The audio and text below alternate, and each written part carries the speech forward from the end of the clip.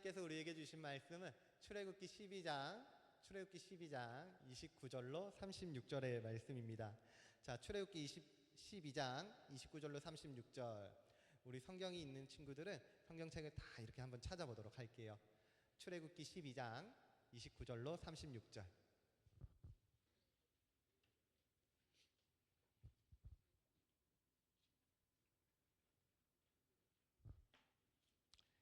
출애굽기 12장 29절로 36절의 말씀입니다.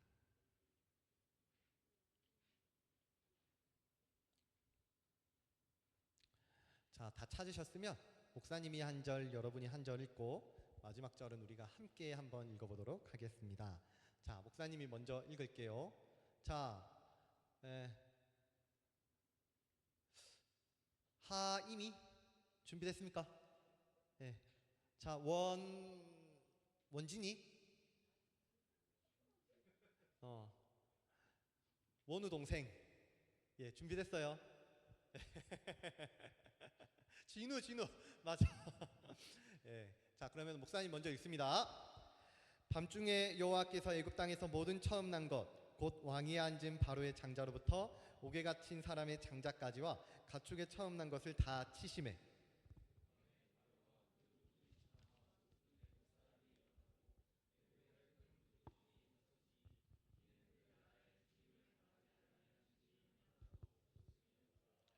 밤에 바로가 모세와 아론을 불러서 이르되 너희와 이스라엘 자손은 일어나 내 백성 가운데에서 떠나 너희의 말대로 가서 여호와를 섬기며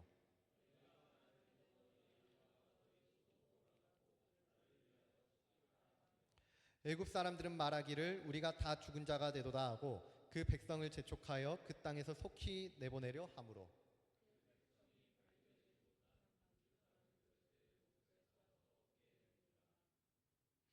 이스라엘 자손이 모세의 말대로 하여 애굽 사람에게 은금 패물과 의복을 구하매 함께 읽습니다. 여호와께서 애굽 사람들에게 이스라엘 백성에게 은혜를 입히게 하사 그들이 구하는 대로 주게 하심으로 그들이 애굽 사람의 물품을 취하였더라. 아멘.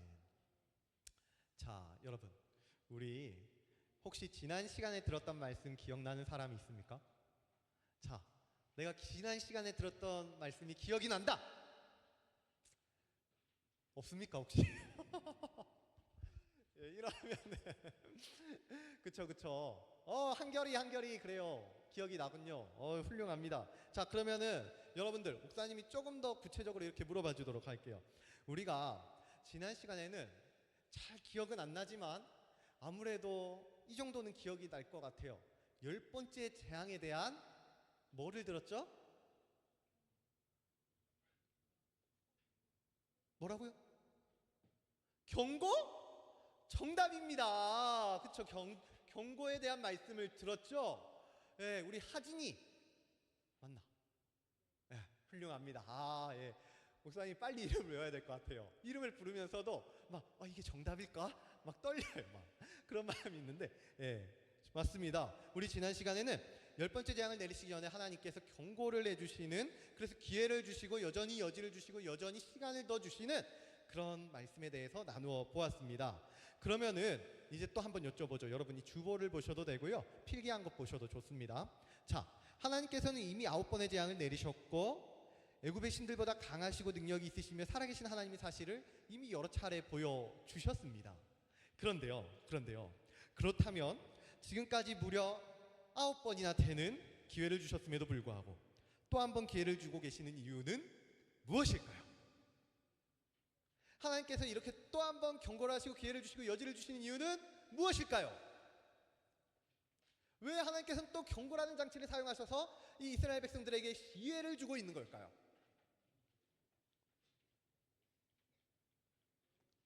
진광아, 정답이 뭐고?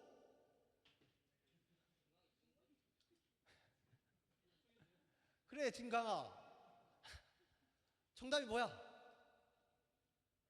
네, 진광이 얼굴이 홍시같이 붉어졌습니다. 네, 이걸 기대했어요. 네. 자, 정답은요, 이스라엘의 삶이 여전히 애굽주의에 물들어 있었기 때문입니다. 이렇게 계속해서 말씀을 듣고 계속해서 하나님의 그 알려주심을 듣고 있음에도 불구하고 여전히 예배 자리에 나와서 여전히 하나님 앞에서 하나님의 불러주심을 듣고 있는데도 불구하고 여전히 이 마음의 중심은 다른 곳에 가 있고 여전히 내 마음은 하나님을 바라보지 못하는 그 애굽주의, 세상에 물들이는 그 애굽주의 때문에 하나님은 또다시 경고를 해주고 계셨던 것이었어요. 그만큼 하나님은 자기 백성을 정말로 끔찍히도 아끼시고 사랑하셔서 오래 참으시고 또 기다리시고 그만큼 인내하시면서 이들에게 기회를 주셨던 것입니다. 어때요, 홍준이? 홍준이 마음은 지금 주님 앞으로 와 있는 것 같습니까? 아, 예, 훌륭합니다. 그래요. 우리 주님 앞에서 그렇게 더 예배를 아름답게 이렇게 집중해서 드려볼 수 있으면 좋겠습니다. 자, 그런데 오늘 본문을 보니까 어떻습니까? 오늘 본문을 보니까 10번째 재앙이 이제 시행되고 있는 거예요. 10번째 재앙이 내려지고 있는 거죠. 자, 그래서 하나님께서는 이제 출애굽기 11장에서 주셨던 경고를 토시 하나 틀리지 않고 그대로 다 이어가고 계시는 것인데요. 자, 그렇다면은 하나님께서는 지금까지 어떤 예언과 어떤 경고를 주셨고 이 경고를 어떻게 이루어가고 계시는지, 우리가 11장에서 들었던 기록되어 있는 말씀과 12장에 기록되어 있는 말씀을 한번 비교해 보면서 말씀을 살펴보도록 하겠습니다. 자, 먼저 11장 5절입니다. 여러분들이 성경책에다가 밑줄을 그어도 좋을 것 같아요. 밑줄 그으면서 목사님이 이렇게 강조해 주는 부분이 있는데요. 그 강조해 둔 부분에 밑줄 그으면서 뭐가 다른지 뭐가 똑같은지 이렇게 비교해 가면서 성경을 한번 보면 좋겠습니다. 자, 먼저 11장 5절 하나님께서 이렇게 약속해 주셨습니다. 경고해 주셨어요. 자, 목사님이 읽습니다. 애굽 땅에 있는 모든 처음 난 것은 왕위에 앉아있는 바로의 장자로부터 맷돌 뒤에 있는 몸종의 장자와 모든 가축의 처음 난 것까지 죽으리니. 자, 여러분, 애굽 땅에 있는 모든 처음 난 것이 어떻게 된다는 겁니까? 죽어요. 근데 뭐가 죽는다는 거예요? 어디로부터 어디까지? 왕위에 앉아있는 바로의 장자로부터 맷돌 뒤에 있는 몸종의 장자와 모든 가축의 처음 난 것까지 다 죽어버린다는 거예요. 죽는다는 경고를 주셨습니다. 그런데 출애굽기 12장 29절 보니까 뭐라는 겁니까? 출애굽기 12장 29절 목사님이 또 한번 읽어줄게요. 자, 체크해 보십시오. 밤중에 여호와께서 애굽 땅에서 모든 처음 난 것 곧 왕위에 앉은 바로의 장자로부터 옥에 갇힌 사람의 장자까지와 가축의 처음 난 것을 다 치심해. 어떻습니까, 여러분? 가장 높은 자리에 있는 바로의 장자로부터, 그리고 맷돌 뒤에 있는 몸종의 장자와 옥에 갇힌 사람의 장자, 이거 가장 낮은 자리에 있는 사람들을 뜻하는 의미하는 상징적인 표현이거든요. 자, 여기까지 이 사람들을 전부 다 치신다는 거예요. 근데 뿐만이 아니죠. 가축까지도 처음 난 것은 모두 다 치시겠다는 겁니다. 그러면 여러분, 이게 지금 무슨 말을 하는 거겠습니까? 하나님께서는 이 애굽 땅에 있는 모든 처음 난 것들을 반드시 죽이겠다고 그렇게 경고를 하시고 약속을 하시고 말씀을 하셨던 거예요. 그런데 그 뒤에 12장에 오니까 하나님은 이 말씀을 토시 하나 틀리지 않고 그대로 이루신 것입니다. 그럼 이게 무슨 말일까요, 여러분? 하나님의 말씀하신 거에는 반드시 이루어진다는 그 신실하심이 있다는 의미인 게 아닐까요? 이렇게 한번 가정을 해보고 우리가 조금 더 보면 좋을 것 같은데, 자, 여러분, 그 전에 우리가 이렇게 바로의 자녀로부터, 바로의 첫째로부터, 그리고 옥에 갇힌 사람의 장자, 가장 낮은 자리에 있는 첫째까지 모든 애굽에 처음 난 것이 이렇게 죽임을 당하고 나자 그 애굽 땅에는요 부르짖음이 끊이지 않게 되었답니다. 그래서 그 부모들이 계속해서 울고 또 울었던 거예요. 아니, 여러분 생각을 한번 해봅시다. 혹시 이 자리에 내가 첫째라 하는 사람이 있습니까? 근데 내가 만약에 이제 막 너무 슬픈 가정이지만 이런 일은 일어나지 않겠지만요, 내가 죽었어. 그러면 우리 엄마 아빠가 슬퍼할까요? 안 슬퍼할까요? 왜 웃습니까? 우리 엄마는 안 슬퍼할 것 같습니까? 슬퍼하실 거란 말이에요. 그 애굽 땅도 마찬가지였어요. 여기서는요 사람들의 울부짖음이, 사람들의 울음이 끊이지를 않았단 말입니다. 그런데요, 출애굽기 12장 30절 보면 이렇게 기록되어 있습니다. 그 밤에 바로와 그 모든 신하와 모든 애굽 사람이 일어나고 애굽에 큰 부르짖음이 있게 되었다는 거예요. 자식을 잃은 부모의 울음소리와 애굽 전역을 메우게 되었고 온 나라가 슬픔과 비통에 빠지게 되었습니다. 이는 바로도 예외가 아니었는데요, 여러분, 이 바로라는 것은요, 파라오 들어봤습니까? 파라오? 파라오를 옛날에 한글의 응가로 이렇게 바로 이렇게 썼습니다. 근데 이 바로라는 사람은요, 애굽의 단순히 애굽의 왕을 뜻하는 그런 직책이 아니었어요. 애굽에서 바로는 신이나 다름없는 존재였거든요. 창조신이자 태영신의 아들로서 애굽 모든 사람들에게 신처럼 여겨지는 존재가 바로 바로였단 말이에요. 그런데 자기들의 신인 바로의 장자가 이름도 모르는 히브리 노예들의 신에 의해서 그 장자가 죽어버리고 만 거예요. 창조신이자 최강의 신인 태양의 아들 바로가 이름도 모르는 이스라엘의 신에 의해 자기 아들을 빼앗기고 철저하게 패배하고 말았다는 거죠. 그러면 이건요, 애굽의 질서와 문화와 가치와 기준과 그 인생까지도 성두리째 흔들려버리는 아주 충격적인 사건이었던 겁니다. 하루아침에 자기들이 믿고 살아왔던 가장 중요한 것들이 부정당해버린 충격적인 사건이었던 거죠. 네. 목사님이 조금 더 과장해서 표현해보면요, 이들에게는 더 이상 1 더하기 1이 2가 아니게 되는 그런 사건이었다는 거예요.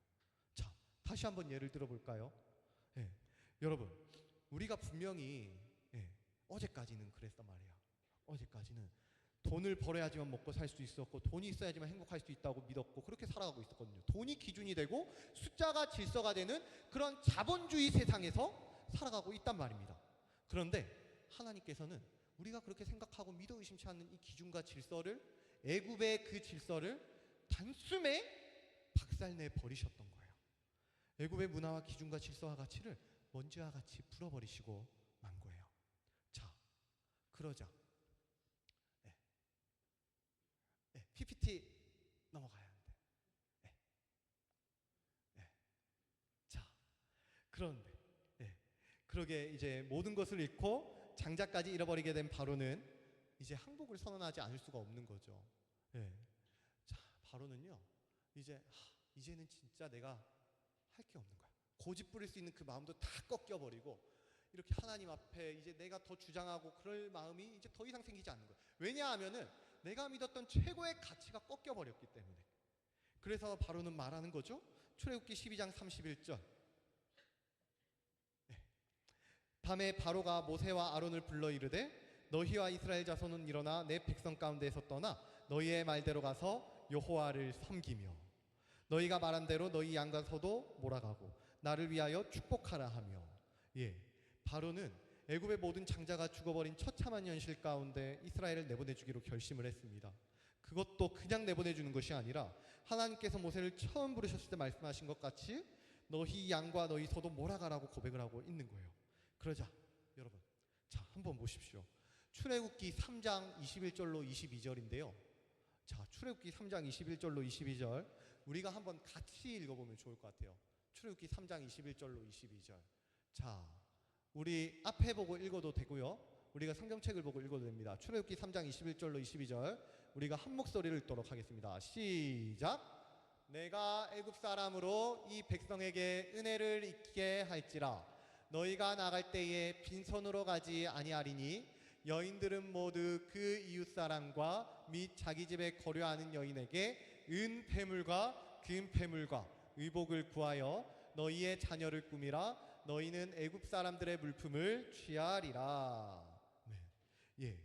이렇게 말씀을 하셨거든요. 하나님께서 출애굽기 3장에서 모세에게 약속을 주셨어요. 그런데 지금 출애굽기 12장 35절로 36절에서 이제 또 뭐라고 하고 있냐. 자, 이스라엘 자손이 모세의 말대로 하여.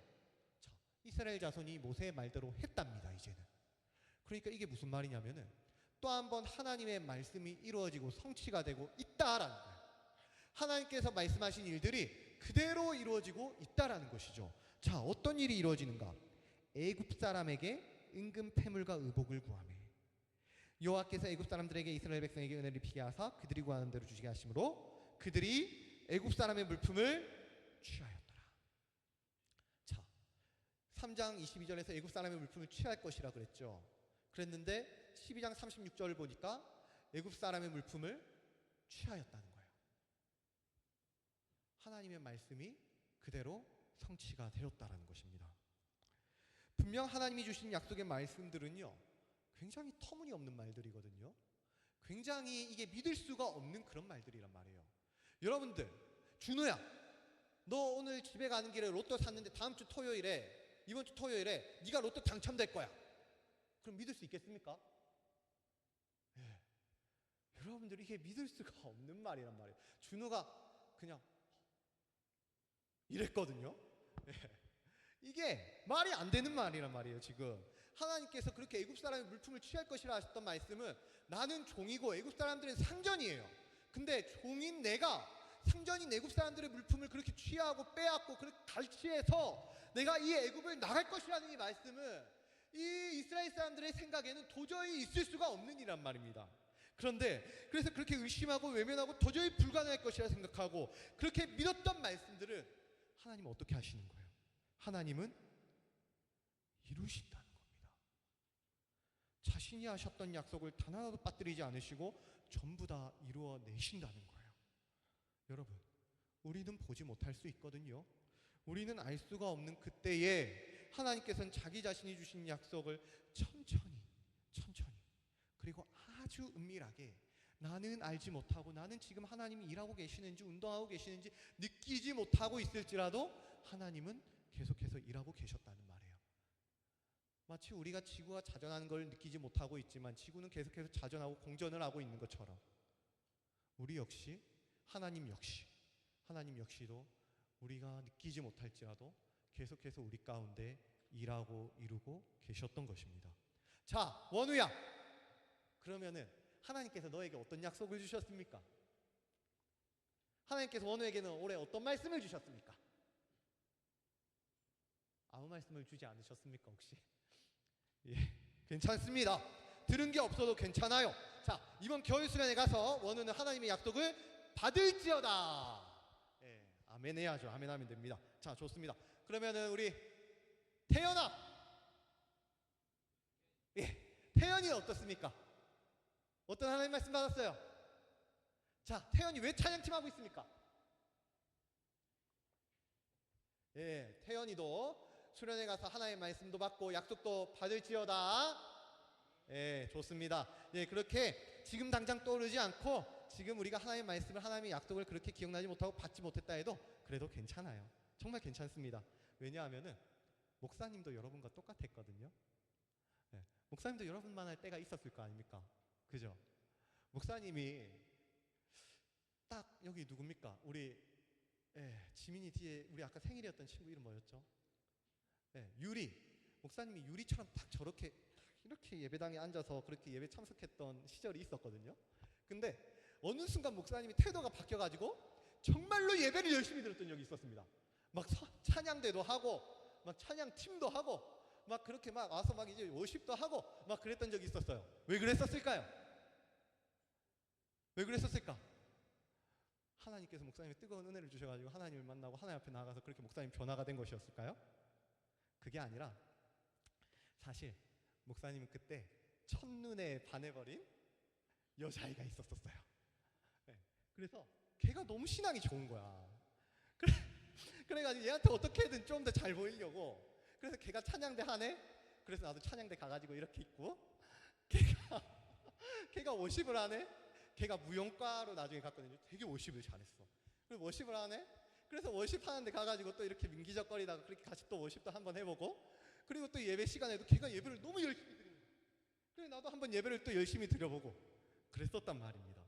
그런데 그렇게 마음도 없고 예배에 대한 어떠한 중심도 없이 그렇게 살아가고 있었었는데 정말 어쩌다 보니까 그렇게 찬양도 하고 어쩌다 보니 수련회도 가고 어쩌다 보니 수련회 가서 팀장도 하고 어쩌다 보니 하나님의 약속을 받게 됐고요. 또 지금 이 자리에 서 있는 게 아니겠습니까? 여러분, 이게 바로 하나님이 일하고 계시다는 증거란 겁니다. 목사님이 어떠한 능력이 있었고 자격이 있었고 공로가 돼서 이렇게 하나님의 그 은혜를 하나님의 그 성취를 받은 게 아니거든요. 목사님은 한 게 아무것도 없었고요. 그냥 옆에 있는 그 얘에게 첫눈에 반해버린 것밖에 없었단 말이에요. 근데 하나님께서는 그 순간에도 일하고 계셨던 것이죠. 그쵸, 유라? 어때요? 네 마음은 첫눈에 반해버린 그런 마음이 있습니까? 네. 그래요. 왜 웃죠? 뭐가 있습니까?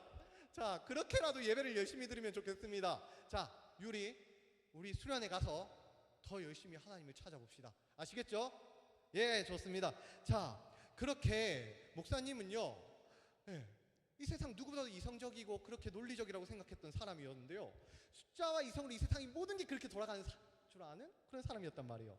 그래서 눈에 보이는 것만 믿고 과학을 신봉하고 종교라는 것은 비이성적이고 무지한 사람들이 믿는 그런 거라고 치부했던 사람이 저였는데요. 그런데 지금 저는 목사가 돼서 여러분들 앞에서 이렇게 설교를 하고 있는 겁니다. 예. 하나님이 저를 여기 세우시고 이 세상 모든 만물을 창조하시고 다스리는 창조주 하나님께서 저를 여러분들 앞에 세워 가셨던 것이죠. 그러니까 여러분들도 아무런 걱정을 할 필요가 없다는 거야. 알겠죠, 태연아? 알겠죠, 은우야? 예. 왜냐하면은 이 약속을 이루시는 분은요, 내가 아니라 창조주 하나님이시기 때문에, 신실하신 하나님께서, 이 약속에 신실하신 하나님께서 우리에게 주신 이 약속을 우리는 느끼지 못하고 우리는 기억하지 못할지라도 하나님께서 원우에게 주신 약속이 분명히 있으시거든요. 근데 원우가 까먹거나 아니면 내가 못 들었겠지 이러고 있는 것뿐이에요. 근데 그 수련회에 가서 그 약속을 찾아낼 수 있기를 바랍니다. 예, 그러면은 우리는 하나님 지금까지 내 인생 가운데 일하고 계셨군요. 하나님, 주님, 저 이제서야 깨달았습니다. 주님은 창조주 하나님이시고 신실하신 하나님이셔서 내 인생 가운데 단 한 번도 쉬지 않으시고 나를 지금까지 여기까지 인도해 오셨고 지금 이 순간에도 하나님 앞으로 세우고 계시는 것이거든요. 주님, 내게 그 은혜를 주시는 거군요. 이렇게 고백할 수가 있는 것입니다. 예, 우리 이 시간 함께 찬양하며 나아가실 건데요. 여러분, 우리는 주님이 보이지 않을지 모르겠지만 주님은 우리를 보고 계십니다. 우리의 상한 마음도 보고 계시고 답답한 마음도 보고 계시고 울고 있는 마음도 보고 계시고 때로는 너무 외롭고 너무 슬프고 낙담하는, 그래서 고백을 했는데 차여서 이루어지지 않은 그런 마음도 다 보고 계시는 거예요. 그럴 때 우리는 말하겠죠. 내 마음을 이해할 수 있는 사람은 이 세상에 아무도 없다고. 그게 나를 낳아준 엄마나 아빠라 해도 내 마음은 그 누구도 알 수가 없을 거라고, 그렇게 얘기를 할지도 모릅니다. 그런데요, 이 찬양의 가사를 한번 보세요. 주 나의 모습 보네, 상한 나의 마음 보시네. 주 나의 눈물 안에 홀로 울던 마음을 아시네. 주 사랑 내게 있네, 그 사랑이 날 채우네. 주 은혜 내게 있네, 그 은혜로 날 세우네. 내 능력, 내 자격 뭐 이런 거 아니랍니다. 내가 뭐 해서 이렇게 세워지는 게 아니라 주님이 그냥 은혜로 세워주신답니다. 그래서 세상 소망 다 사라진다고 해도 주의 사랑은 끝이 없으니 살아가는 이 모든 순간이 주 은혜임을 나는 믿습니다. 이렇게 고백할 수 있는 거예요. 여러분들이 주님의 은혜를 받고 이렇게 진심으로 고백할 수 있으면 좋겠습니다. 우리 이 시간 그 은혜를 받은 사람도 진심으로 고백했으면 좋겠고요.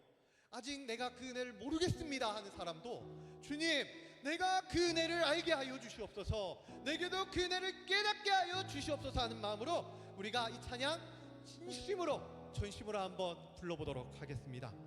주 나의 모습 보내, 우리 한번 찬양해보죠.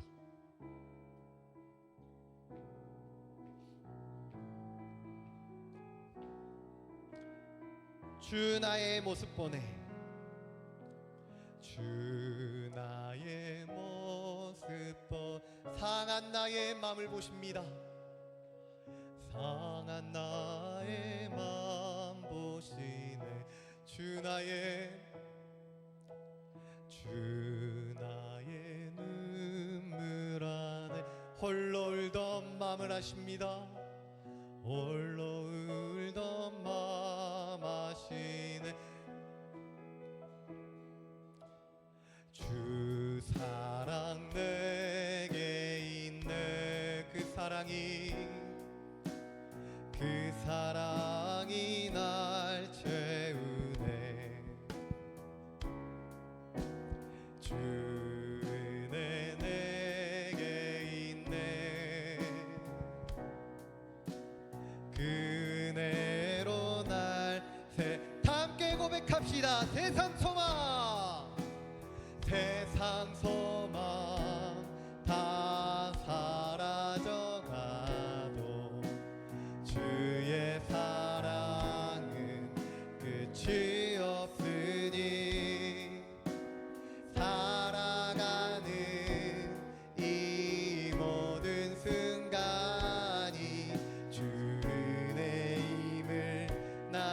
마지막으로 합니다. 세상 소망, 세상 소망 다 사라져가도 주의 사랑은 끝이 없으니 살아가는 이 모든 순간이 주 은혜임을 나는 믿네. 여러분 정말로 이 살아가는 이 순간이, 이 예배하고 있는 이 순간이, 여러분들이 숨쉬고 여러분들이 이 자리에 나와 있는 이 순간이 주님의 은혜임을 믿습니까?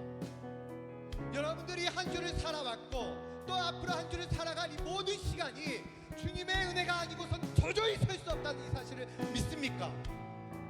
그러면 우리 한번 기도해 봅시다. 주님, 내 마음이 그렇습니다. 주님, 내 삶이 그렇습니다.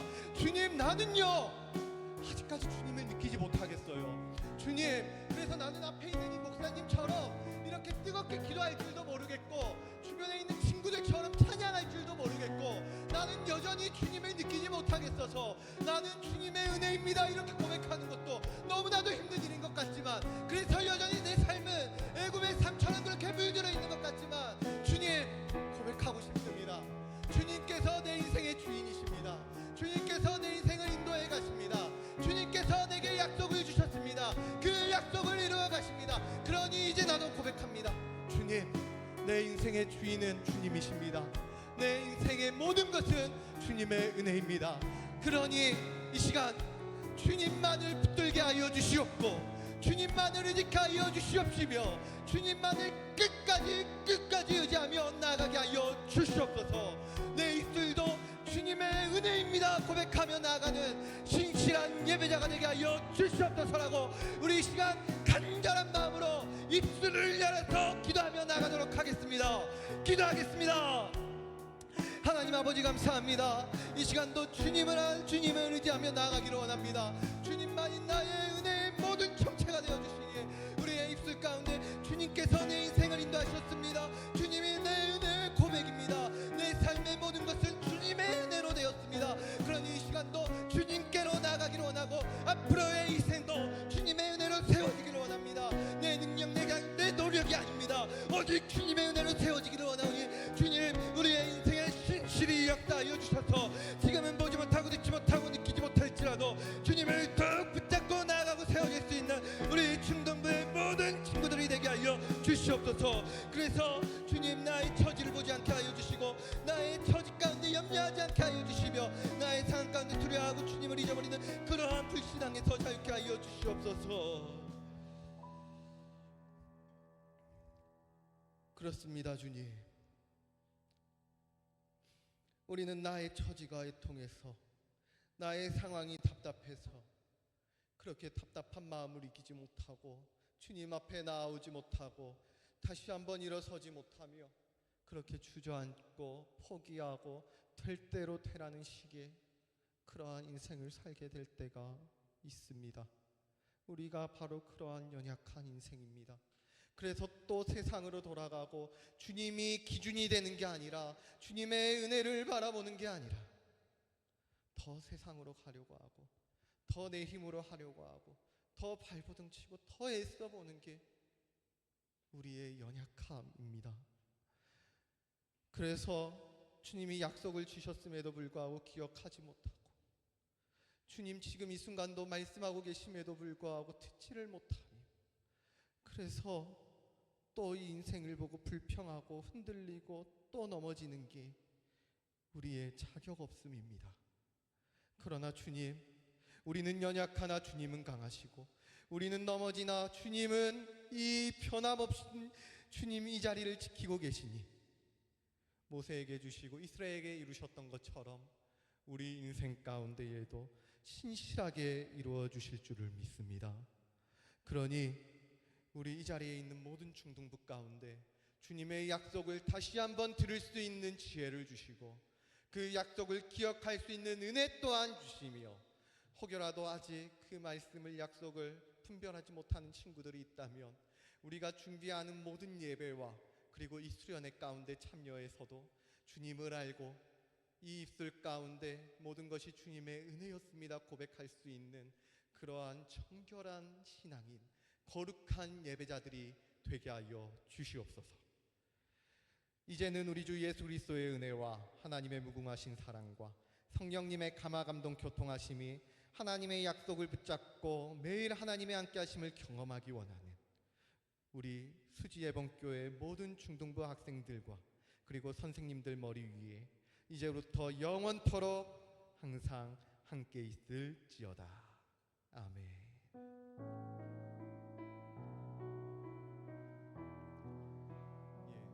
공과를 진행하도록 하겠습니다.